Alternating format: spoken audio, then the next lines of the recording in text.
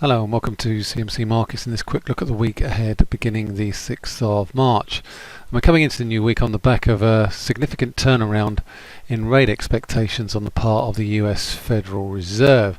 It now seems quite likely that next week the Federal Reserve will raise interest rates by 25 basis points, certainly on the basis of some of the rhetoric that we've seen from senior Fed policymakers over the past few days. That being said, this week the attention is not going to be on the Federal Reserve, it's going to be on the European Central Bank, because once again we've seen inflation in the EU head up and above, in the case of Germany, the ECB's 2% inflation target.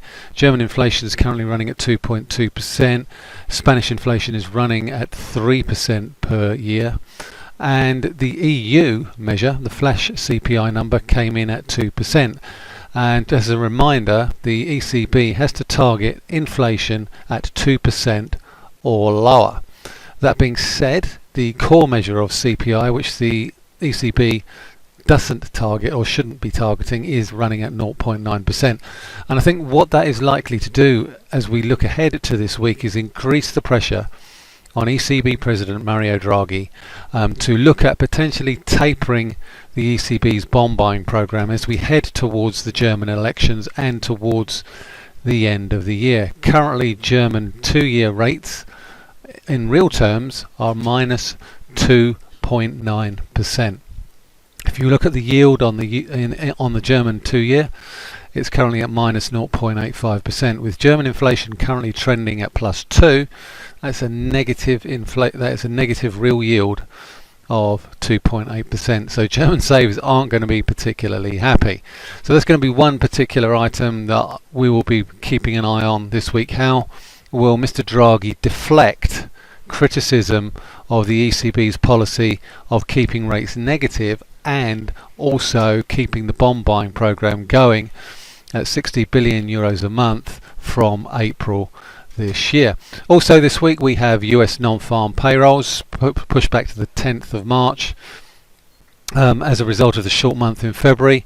Not expecting as decent a number as we saw in the January numbers. They were very, very good. 227,000 new jobs were added in January, expecting a slightly weaker number of around about 185,000 for February, but nonetheless still a fairly robust performance in the US labour market.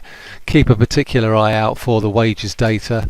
I think that's likely to be certainly not a major determinant, but I think it will still feed into the narrative of how many rate rises we get from the US this year, as opposed to when we get a Fed rate rise in March. As I say, it's not completely a done deal, but at a 90% probability as I record this video, it's going to be very difficult for Fed policymakers to row back from that, having raised expectations from 36% last Thursday, and within 7 days we've gone from 36 to 90%. Also on the agenda this week we have the UK budget from Chancellor of the Exchequer Philip Hammond. It's likely to be fairly low key given the fact that Article 50 is still going through the House of Lords, and also we have an EU summit starting on the 9th of March. Now ideally Theresa May would have liked to have triggered Article 50 on that day. Given the fact that we may well see a bit of ping pong between the House of Lords and the House of Commons, that may well not happen, but ultimately Theresa May will still want to trigger Article 50 by the end of this month. Now let's have a look at some of the key markets for this week. For me, the strong dollar is, I think, continue to play a key part in where equity markets go in the wake of Mr. Trump's speech last week.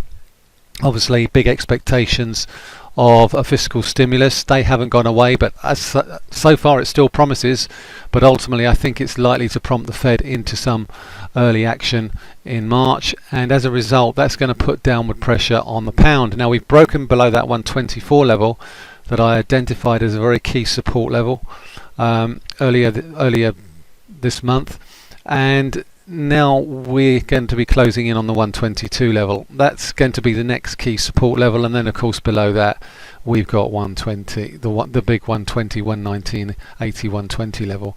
again another key support level. But we're still within this broad trading range that we've been in since the beginning of October. I don't expect that to change over the course of the next few weeks. So again, looking at euro dollar, again key levels on that, given the fact we've got ECB coming up. Key support 104.50. If we break below that, then again we're then retargeting the lows that we saw at 103.50. So they're the key levels that I'm looking out for.